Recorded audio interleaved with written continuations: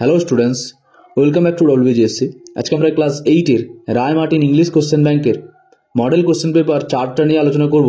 এটা তোমাদের 215 নম্বর পৃষ্ঠায় রয়েছে। এখানে তোমাদের যে বইয়ের প্যাসেজটা দেওয়া রয়েছে সেটা হচ্ছে এ কিংস টেল, আর এখানে কবিতাটা যেটা দেওয়া রয়েছে সেটা হচ্ছে দ্য সি। তোমরা এই দুটো প্যাসেজ ভালো করে পড়ে নেবে, তারপর প্রশ্ন উত্তরগুলো দেখবে। প্রথম কোশ্চেন, টু ফলস কোশ্চেন দিয়েছে, দেখো।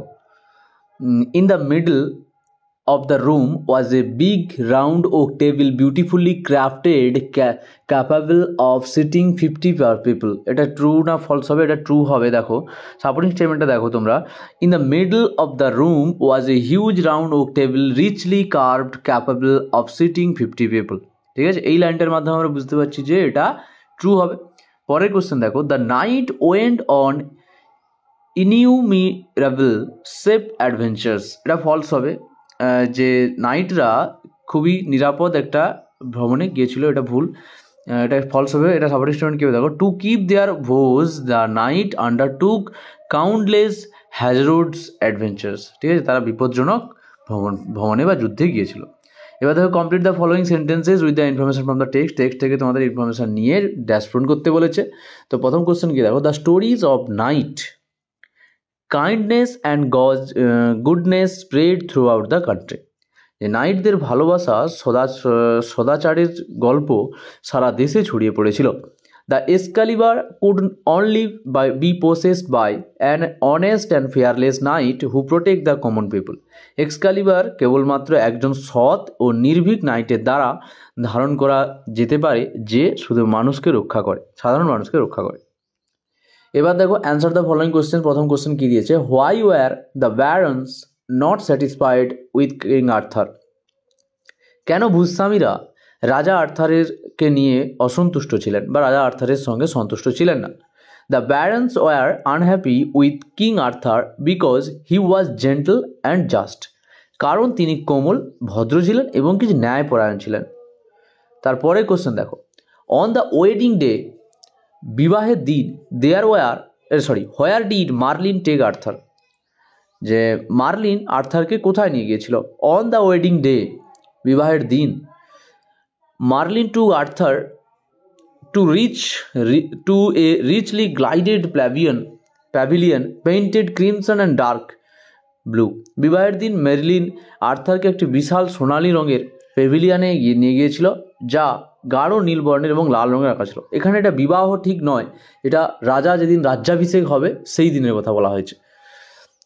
তো ওয়েডিং মানে বিবাহ ঠিক আছে, কিন্তু এটা রাজ্যাভিষেক বলবে তোমরা। এবারে এখানে তোমাদের কবিতাটা দিয়েছে।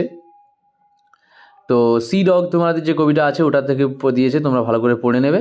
দেখো অ্যান্সারটা, the word dune means a hill of wind blown sand. Dune কথার অর্থ হলো বালির পাহাড় যা বাতাসে উড়ে আসে। When the wind roars and the moon rock in the stormy cloud. যখন বাতাস গর্জন করে, চাঁদ ঝোড়ো মেঘে কাঁপে। তারপরে দেখো, হি লাইজ অন দ্য স্যান্ডি শোর। In this line he refers to a dog. যে এই বালুচরের তীরে সে শুয়ে থাকে, এখানে এই লাইনের মাধ্যমে সে কাকে বোঝাচ্ছে? কুকুর। এখানে কুকুর ঠিক নয়, ঠিক আছে, এটা সমুদ্রকেই বোঝাচ্ছে, কিন্তু সমুদ্রটা কুকুরের সঙ্গে তুলনা করা হয়েছে, সমুদ্রটাকে। এবার দেখো, the sea remains quiet in both A and B. এতে কি অপশান ছিল? এতে মে অপশান ছিল, আর বিতে জুন অপশান ছিল। ঠিক আছে, মে এবং জুন মাসে এটা কি থাকে? শান্ত থাকে। অ্যান্সার দ্য ফলোয়িং কোশ্চেন্স একটা দিয়েছে, দেখো কি দিয়েছে, when does the sea dog shake his wet sides over the cliff. কখন তার সমুদ্ররূপী কুকুরটা কি করতো? তার ভেজা যে গাটাকে ঝাঁকাতো। দেখো, the sea dog shakes his wet side over the cliff when the night wind roars and the moon rocks in the stormy cloud. সাগরের কুকুর বা সাগররূপী কুকুর তার ভেজা শরীরটাকে চূড়ায় ঝাঁকাতো যখন রাতের বাতাস গর্জন করে এবং চাঁদ ঝোড়ো মেঘে কাঁপে। এবার দেখো আনসিনটা, দেখো আনসিন আমরা লাইন বাই লাইন মিনিংটা পড়িয়ে দিচ্ছি। আনসিন না যদি ভালো করে পড়ো তাহলে বুঝতে কিছু পারবে না। দেখো প্রথমে দেখো, জাস্টিস অ্যান্ড, এর এই আনসিনটা একটু ইম্পর্টেন্ট আছে, ভালো করে দেখো। Justice and important idea that helps us to understand what is right and fair in our society. ন্যায় বিচার একটি গুরুত্বপূর্ণ ধারণা যা আমাদের সমাজে কি সঠিক এবং ন্যায়সঙ্গত তা বুঝতে সাহায্য করে। It means treating everyone equally, এটার মানে হলো সবার সাথে সমান আচরণ করা। And making sure that people's right are protected, এবং নিশ্চিত করা যে মানুষের অধিকার রক্ষা করা, সব মানুষের অধিকার রক্ষা করা হচ্ছে। When we think about justice, যখন আমরা জাস্টিস সম্বন্ধে বিচার করব বা জাস্টিস সম্পর্কে ভাবি আমরা বা বিচার সম্পর্কে আমরা ভাবি, we often picture A courtroom, আমরা প্রায়শই একটা আদালত কক্ষ মনে করি। হোয়ার লজ আর এনফোর্সড, যেখানে যে কক্ষে আইনকে প্রয়োগ হতে দেখি। আর but it goes beyond that, কিন্তু এটি তার চেয়েও বেশি কিছু। Justice is about ensuring that everyone has a voice and can seek help when they face any problem. ন্যায় বিচার হলো নিশ্চিত করা যে সবার একটি কণ্ঠস্বর রয়েছে এবং যখন তারা কোনো সমস্যার সম্মুখীন হয় তখন তারা সাহায্য চাইতে পারে। In society justice often involves laws that protected people. সমাজে ন্যায় বিচার প্রায় এমন আইন অন্তর্ভুক্ত করে যা মানুষের সুরক্ষা নিশ্চিত করে। When someone does something wrong like stealing or hunting others they have to face consequences, যখন কেউ ভুল কিছু করে যেমন চুরি করা, অন্যদের আঘাত করা, তাদের পরিণতি মোকাবেলা করতে হয়।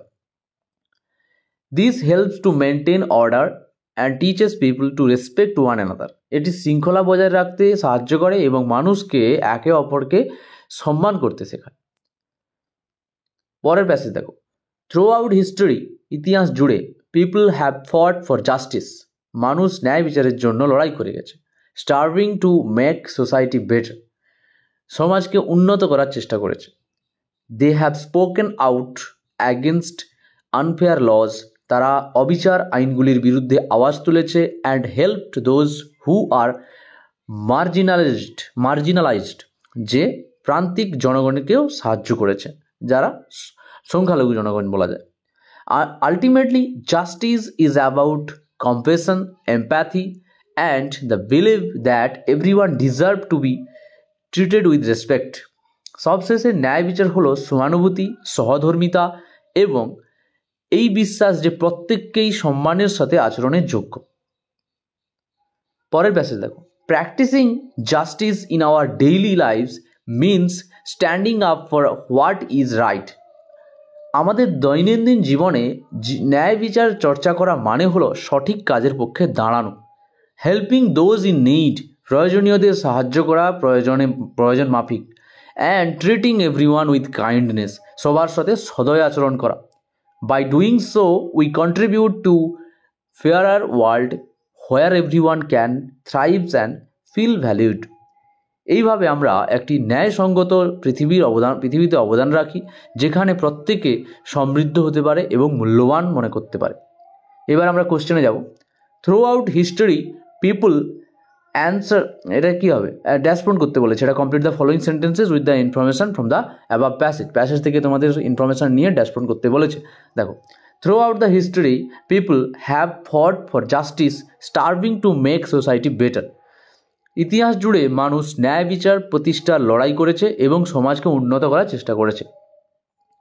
The idea of justice help us to understand what is right and fair in our society. ন্যায় বিচার ধারণাটি আমাদের সমাজে কি সঠিক এবং কি ন্যায়সঙ্গত তা বুঝতে সাহায্য করছে। এবার দেখো ট্রু ফলস কী দিয়েছে এখানে। প্রথম কোশ্চেন দেখো, জাস্টিস অফেন ইনভলভস ল। সমাজে ন্যায় বিচারে প্রাপ্য, মানে এখানে কি জাস্টিস অফেন, বিচারটা প্রায়শই আইনের সঙ্গে জুড়ে আছে, এটা ট্রু হবে। In society justice often involves law that protect people, যেটা মানুষদের রক্ষা করে, সুরক্ষা নিশ্চিত করে। জাস্ট মেক শিওর এভরিওয়ান, পরের question, just make sure everyone has a say, যে এটা নিশ্চিত করা যে প্রত্যেকের কণ্ঠস্বর রয়েছে, এটা ট্রু হবে। এটা যে justice is about ensuring that everyone has a voice and can seek help when they face any problem. Okay, পরের question, justice does not believe everyone deserve respect. জাস্টিস বা বিচারটা প্রত্যেককে রেসপেক্ট করার অনুমতি দেয় না, এটা ফলস হবে। দেখো, ultimately justice is about compassion, empathy and believe that everyone deserve to be treated with respect. Okay, পরের কোশ্চেন দেখো, অ্যান্সার দ্য ফলোয়িং কোশ্চেন্স দিয়েছে, একটা দিয়েছে how can we contribute to a fairer world, কীভাবে আমরা একটা উজ্জ্বল ভবিষ্যৎ বা উজ্জ্বল পৃথিবীর দিকে কন্ট্রিবিউট করতে পারি বা অবদান রাখতে পারি। We can contribute to a fairer world by standing up for what is right, আমরা ন্যায়সঙ্গত পৃথিবীর দিকে অবদান রাখতে পারি যদি আমরা সঠিক কাজের পক্ষে দাঁড়াই। হেল্পিং দোজ ইন নিড, প্রয়োজনীয়দের সাহায্য করতে পারি। And treating everyone with kindness, এবং প্রত্যেকের সঙ্গে সদয় আচরণ করতে পারি। ঠিক আছে, এবার গ্রামার দেখো, গ্রামারে কী আছে। প্রথম কোশ্চেন দেখো, Robert Browning was an English, এখানে যেহেতু ই দিয়ে শুরু হয়েছে, ইংলিশের হস্যই বা অ দিয়ে শুরু হলে কি হয়, আমাদের ভাওয়েলের আগে অ্যান করতে হয়। তো এখানে Robert Browning was an English poet and play right who is known for his dramatic monologue, যে রবার্ট ব্রাউনিং একজন ইংরেজ কবি যিনি যার ড্রামাটিক মনোলগের জন্য বিখ্যাত ছিলেন। ডু অ্যাডজেক্টিভ প্রথমেই তোমাদের কোশ্চেন দিয়েছে, যেটা narration change. The teacher said to the student plant trees and save water, এটার চিরন্তন সত্য। তো টিচার টোল্ড দ্য স্টুডেন্ট তোমরা করতে পারো, না হলে তোমরা অ্যাডভাইসড করতে পারো to plant trees and save water. এটা কিসে আছে, ইম্পারেটিভ সেন্টেন্সে আছে। টু এর ইজ হিউম্যান, এখানে আন্ডারলাইন করতে বলেছে ইনফিনিটিভটাকে, তো টু এর হবে এখানে, ভুল করা মানবিক। Rabindranath Tagore was a great poet who was born in Kolkata, underline the main clause. তো মেন ক্লজকে তোমাদের আন্ডারলাইন করতে হবে। মেন ক্লজটা কি, মেন ক্লজটা হচ্ছে যে ওয়ার্ডে বা যে সেন্টেন্সের মাধ্যমে আমরা সঠিক, মানে একটা সেন্টেন্সের আদার্স অন্য কোনো সেন্টেন্সের উপর নির্ভরশীল থাকবে না, সেটাকে মেন ক্লজ বলা হবে। তো এখানে Rabindranath Tagore was a great poet, এটার মাধ্যমে আমরা বুঝতে পারছি যে রবীন্দ্রনাথ ঠাকুর একজন মহান কবি ছিলেন। 4 নম্বর কোশ্চেনটা দেখো, he is writing a letter, তোমাকে এখানে ভয়েস চেঞ্জ করতে বলেছে। তো a letter is being written by him, একটা চিঠি তার দ্বারা লেখা হচ্ছে। She was too tired she could not walk, join into simple sentence. তো এটা প্রচুর important, she was too tired to walk.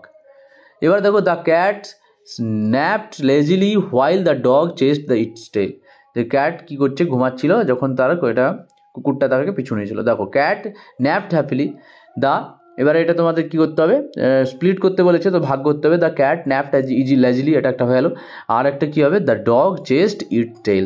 ওকে, তারপরে দেখো, Riya has been not as tall at Suparna, change into comparative degree. তো এখানে কি হবে দেখো, কম্পারেটিভ ডিগ্রি চেঞ্জ করতে বলেছে। তো Riya is shorter than Suparna, Riya সুপর্ণার থেকে বেটে। তারপরে দেখো, he has been working here since Tuesday, সে মঙ্গলবার থেকে এখানে কাজ করছে। He had been working here since Tuesday. ঠিক আছে, তারপরে দেখো, এখানে প্রেজেন্ট পারফেক্ট কন্টিনিউয়াস টেন্সে লিখতে বলেছে,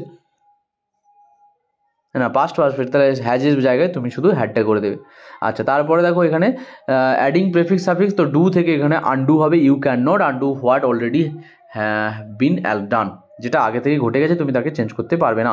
do not misbehave in front of your teacher, তোমার শিক্ষকের সামনে তুমি কখনো অব্যবহারিক আচরণ করো না। এবার দেখো, এখানে মিনিং খুঁজতে দিয়েছে আউটকামস থেকে কী হবে, কনসিকুয়েন্সেস, ফলাফল। ট্রাইং থেকে স্টার্ভিং হবে, চেষ্টা করা। আর এখানে লেটার দিয়েছে, যে write a letter to the editor of N English news paper about reckless driving. তো রেকলেস ড্রাইভিং মানে কি, যে নিয়ন্ত্রণহীন ড্রাইভিংয়ে তোমাকে কী লিখতে হবে, তার সম্বন্ধে একটা চিঠি লিখতে হবে, কাকে, নিউজ পেপারের এডিটরকে। তো এখানে এইভাবে লিখবে, to the editor, news paper name, city name, সাবজেক্টটা এইভাবে দেবে, আর ডিয়ার স্যার ম্যাডাম, তারপরে এখানে বডি অফ দ্য লেটারটা তোমরা তুলে দেবে। ওকে, আচ্ছা, আর এই ভিডিওটা লাইক শেয়ার কমেন্ট করে দিও। দেখা হচ্ছে পরের ভিডিওতে। আর এখানে প্লেলিস্টটা যে দেওয়া রয়েছে, সেই প্লেলিস্ট থেকে তোমরা আগের ভিডিওগুলো দেখতে পারো যারা দেখোনি, আর পরের ভিডিওগুলোও দেখতে পারো। আর আমাদের চ্যানেলটা সাবস্ক্রাইব করে দিও।